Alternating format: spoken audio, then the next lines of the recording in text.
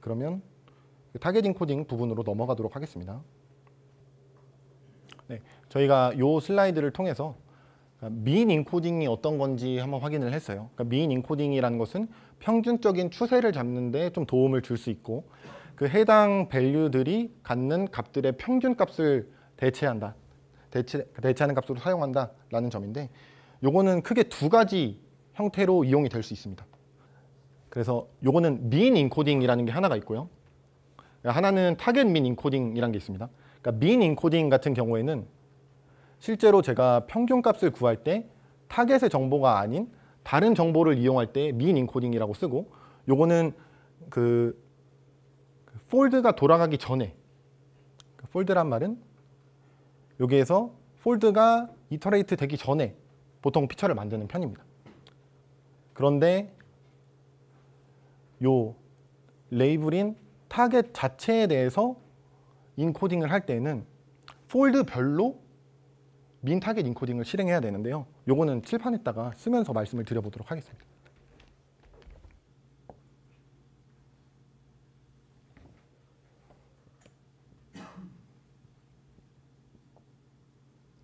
네, 먼저 첫 번째 민 인코딩하고 관련된 부분인데요. 이 부분 코드를 통해서 한번 보면은 여기서 의도하고자 했던 부분은 특정 일자에 버스 노선으로 그룹 바이를 해가지고 새벽에 탄 승객이 평균적으로 몇 명이냐를 의도한 거였습니다. 그래서 코드의 결과값을 한번 확인을 해보면요. 트레인의 그룹 바이의 데이트와 버스 루트 아이디. 이거를 가지고 만약에 제가 민이라고 하면은 요 특정한 그룹별로 요 컬럼의 평균값이 나오는 형태고요. 그 다음에 트랜스폼을 적고 민이라고 하면은 각 로우에 대해서 해당 값들이 쭉 나오는 형태입니다. 그래서 따로 테이블을 만들고 조인하지 않아도 트랜스폼의 민을 적용하면은 바로 로우별로 요 그룹당 새벽에 탄 인원들의 평균값을 구할 수 있는 식으로 되고요. 요거 같은 경우에는 민 인코딩이라고 말씀을 드렸는데 요거는 학습이 되는 단계라고 하고 요거는 학습 전이라고 할게요. 그래서 요게 뭐 카테고리컬 베리어블이다 라고 하고 요게 타겟이다. 그 다음에 요게 임의의 우리가 민 값을 하고자 하는 컬럼이다 라는 경우에 타겟이 아닌 경우엔 학습 전에 어그리게이션을 해가지고 값을 도출해도 큰 문제가 되지 않습니다. 그런데 요 타겟의 정보를 민 인코딩 시킬 때는 어떤 문제가 발생하냐면요.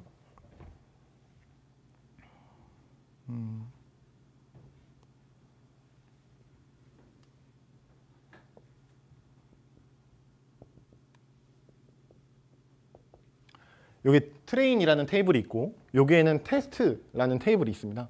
근데 만약에 타겟의 정보를 가지고 여기서 이러한 작업을 수행하게 되면은 카테고리컬 밸류마다 요 승객 수가 얼마인지를 직접적으로 이용을 해버리는데요. 그러니까 문제는 우리가 이 부분에 대한 정보를 쓰지 않기 때문에 문제가 발생합니다. 왜냐하면 이 부분을 쓰지 않고 여기를 쓰는 경우에는 전체가 그룹 바이가 이쪽으로 묶인 다음에 요거에 대한 평균값이 계산이 되는 식으로 작동을 하는데 요 타겟 값을 쓰는 경우에는 테스트에 타겟 값이 없기 때문에 요거를 가지고 요거에 대한 평균을 집어넣는 거예요. 그러면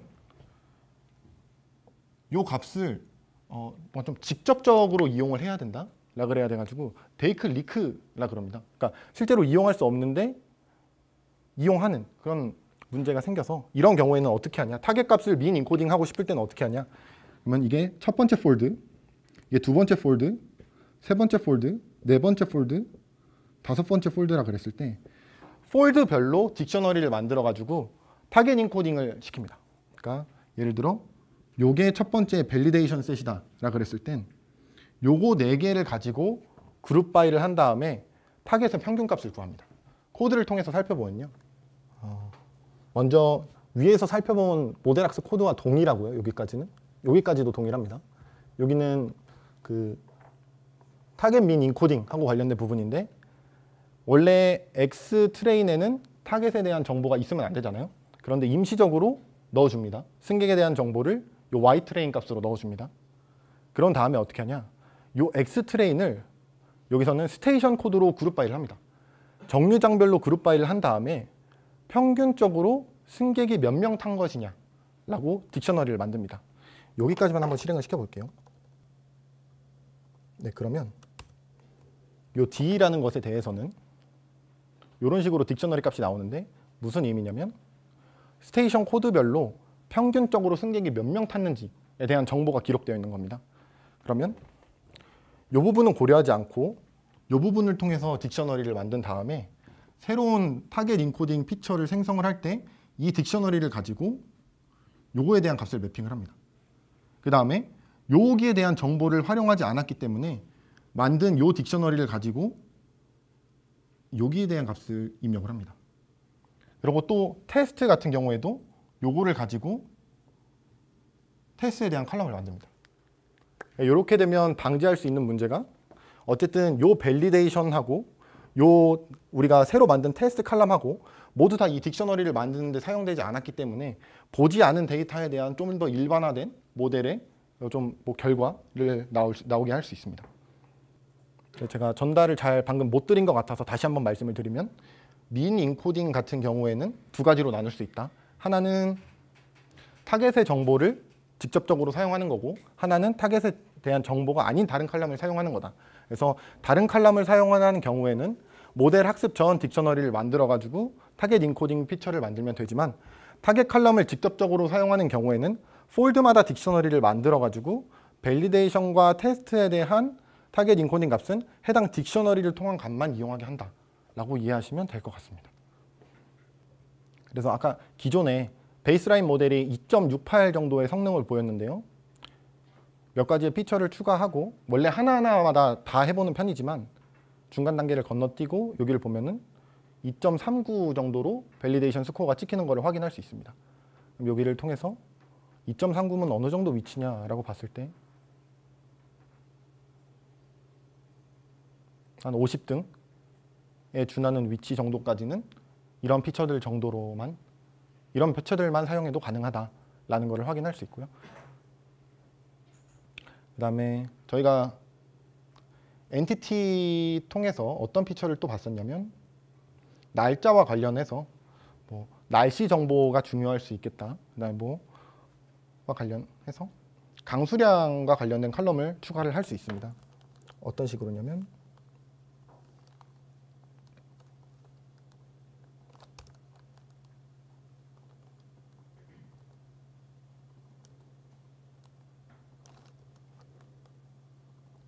기상청에 가서 제주도의 자료를 한번 보면은 이런 식으로 요 184가 아마 제주도를 의미할 거예요. 그래서 시간별로 기온, 강수량, 풍속, 풍향, 습도 등등등등의 정보가 있는데, 이런 칼럼들 모두 다 하나하나 테스트해 보면 좋겠지만, 저는 제가 개인적으로 대중교통을 탈 때 의미가 있었던 것 같다라고 생각되는 게 기온이 있었고, 강수량, 그다음에 한 습도 정도인 것 같아요. 그래서 테스트할 때는 요 세 개의 칼럼만을 이용을 해가지고 테스트를 했는데, 실제로 기온만 효과가 있었고 나머지는 효과가 없어서, 강수량만 효과가 있고 나머지는 효과가 없어서 제외를 했었고요.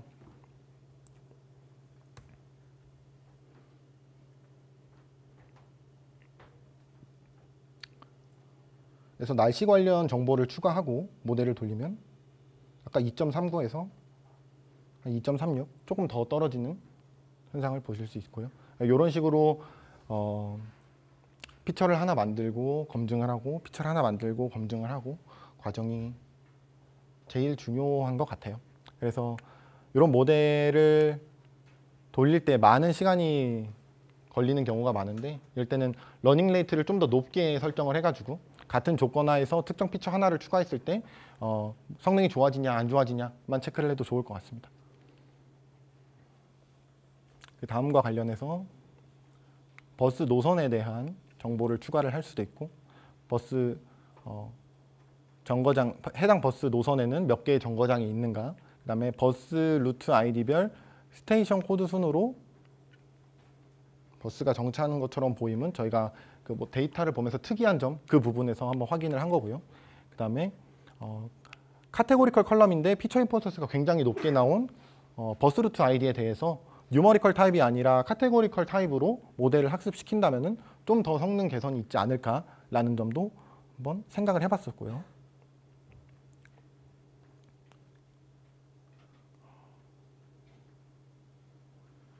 그래서 피처를 만드는 이 부분은 같이 한번 코드를 짜서 진행을 해보도록 하겠습니다.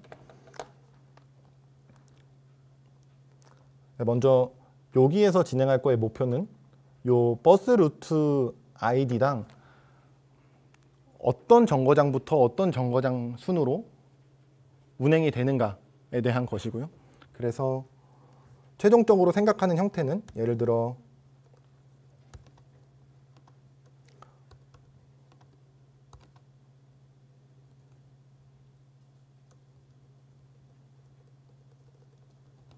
뭐 102번이라는 버스 루트 아이디는 뭐 1번 스테이션 코드를 지나고 2번 스테이션 코드를 지나고 3번 스테이션 코드를 지나고 뭐 8번 스테이션 코드를 지나고 이런 식으로 딕셔너리를 만들어 보도록 하겠습니다.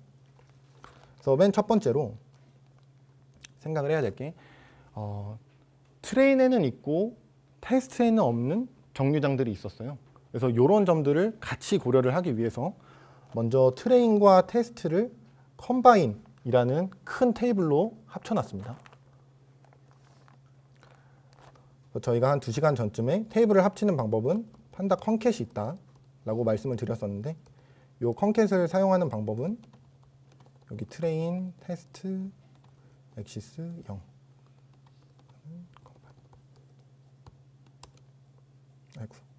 이렇게 하셔도 되고 이 어펜드를 사용하셔도 됩니다. 그래서 편한 방법을 사용하시면 되시고요. 그다음에 버스 루트 아이디별 그 정차하는 정거장을 구하고 싶은 거니까 먼저 컴바인의 버스 루트 아이디가 어떤 것이 있는지 셋을 통해서 집단을 뽑았고요. 그래서 여기까지만 먼저 코드를 한번 실행을 해보면 총 0번부터 630번까지 이 버스 루트 아이디가 있다는 것을 확인을 했습니다. 그래서 이제 확인을 하고 싶은 거는 만약에 버스 루트 아이디가 0번이라고 할 때 이렇게 되어 있죠. 그러면 우리가 가정한 것은 스테이션 코드가 적을수록 첫 정류장에 가깝다라는 것이었고요. 그렇기 때문에 스테이션 코드 라고 하면은 굉장히 많은 로우가 출력이 되는데 이것들을 작은 순서대로 고유한 값들을 구하라 라는 명령어를 입력하기 위해선 numpy의 unique를 입력을 하면 됩니다. 그래서 작은 크기의 정류장부터 이렇게 나열을 해서 어디까지나 가정이지만 버스 루트 아이디가 0인 경우에 이러한 순서대로 버스 정류장이 지나갈 것이다 라고 딕셔너리를 만들어 갑니다. 그래서 방금 저희가 친 부분은 이 부분과 동일을 하고요. 그 다음에 버스 루트 아이디별로 딕셔너리에 저장을 하는 식입니다. 그래서 최종적으로 요 0번 버스 노선에 대해서는 322번이 첫 번째 정류장, 그 다음에 335번이 두 번째 정류장, 그 다음에 쭉쭉쭉쭉 가서 3456이 37번째이자 마지막 정류장인 거를 이제 확인을 했습니다. 그래서 이거를 이제 새롭게 피처로 어떻게 만들 수 있느냐라는 거에서 이 코드를 이용을 해야 되는데요. 먼저 전에 어플라이라는 거에 대해서만 한번 확인을 하고 넘어가도록 하겠습니다. 이 버스 루트 아이디를 있는 그대로 컬럼 값을 표현을 하면은 이런 식으로 산출이 돼요. 근데 apply 함수는 뭐냐면 어떠한 x에 대해서 연산을 적용해라 라는 의미인데요. 이러면 기존과 똑같이 0000000000이 나옵니다. 그런데 하나만 큰 숫자를 뽑아내라 플러스 1을 하면은 기존의 숫자에 하나만 추가하는 식으로 작동이 되고요.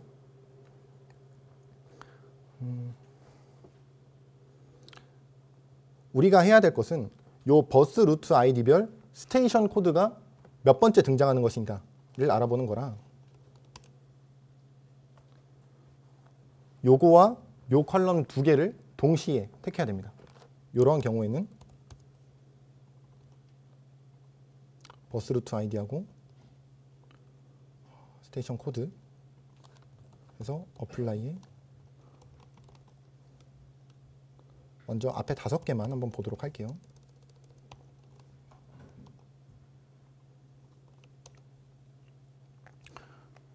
이러한 경우에는 첫 번째 칼럼하고 두 번째 칼럼이 나옵니다. 이 경우에 내가 만약에 첫 번째 칼럼만 사용을 하고 싶다 라면 어떻게 해야 되냐면 x의 첫 번째 값을 뽑으면 0000이 나와야 되는데 이상한 것은 로우 단위의 정보가 나왔습니다. 저희가 원하는 것은 컬럼 단위의 정보인데요. 그럼 로우 단위의 정보를 파악하려면 엑시스 1 이렇게 하면 요 로우 단위 정보를 뽑아낼 수 있어요. 그럼 이제 생각을 하면 좋을 게 저희가 만든 딕셔너리의 형식이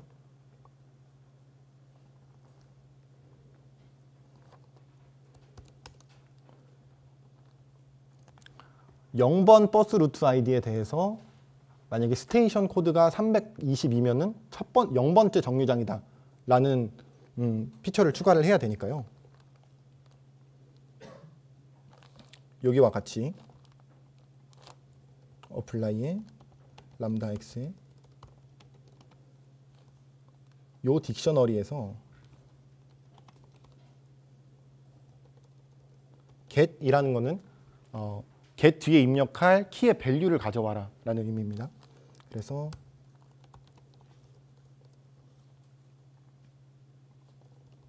이렇게까지 하면은 이런 식으로 요 버스 루트 아이디에 대해서 내가 입력한 그 정거장의 순서가 보이는 거고요. 요 중에서 우린 딕셔너리 중에서 요 스테이션 코드에 해당하는 게 몇 번째인지 골라야 되니까요. 여기서 다시 get을 하고 x의 1은 요 스테이션 코드를 의미합니다. 이런 식으로 하면은 요 각각의 버스 루트 아이디별로 해당 스테이션 코드가 몇 번째로 지나는 건지에 대한 피처를 생산을 할 수가 있습니다. 요 nth 스테이션이라는 거에다가 저장을 하고요.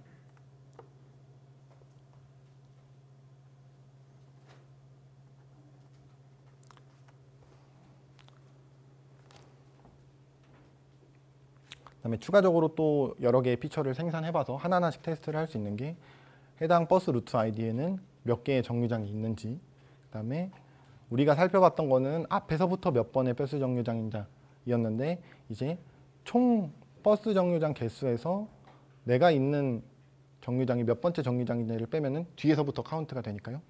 요거를 입력해 줄 수가 있는 거고, 그러고 나서 다시 모델을 돌리면은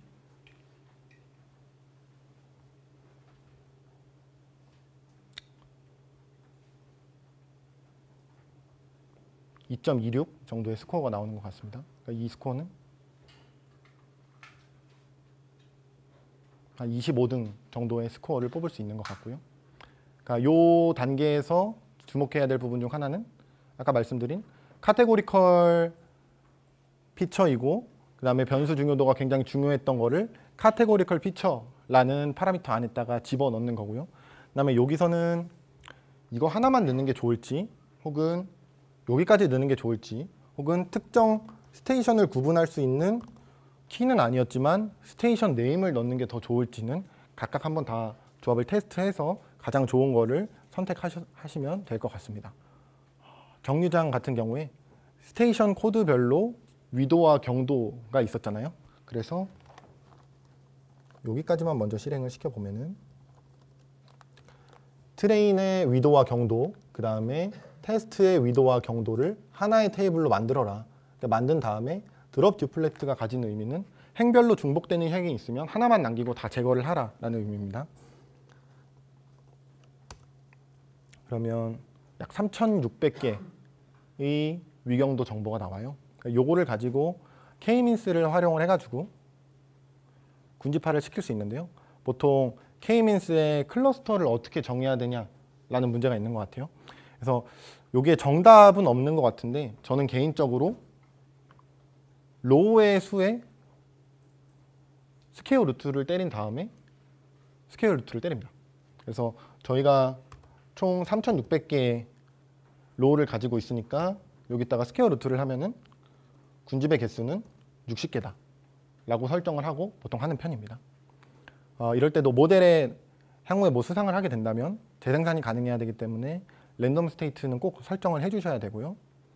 그 다음에 실제로 피팅을 해가지고 보면은 트레인에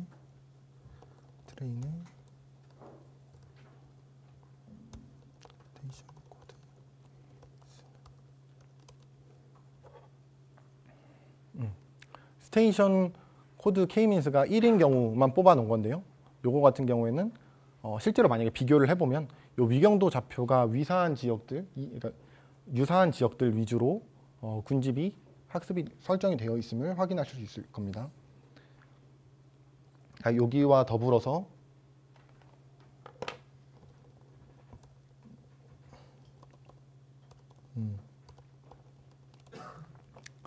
요 외부 크롤링이 가능하니까 위경도 좌표를 같이 구글맵 등에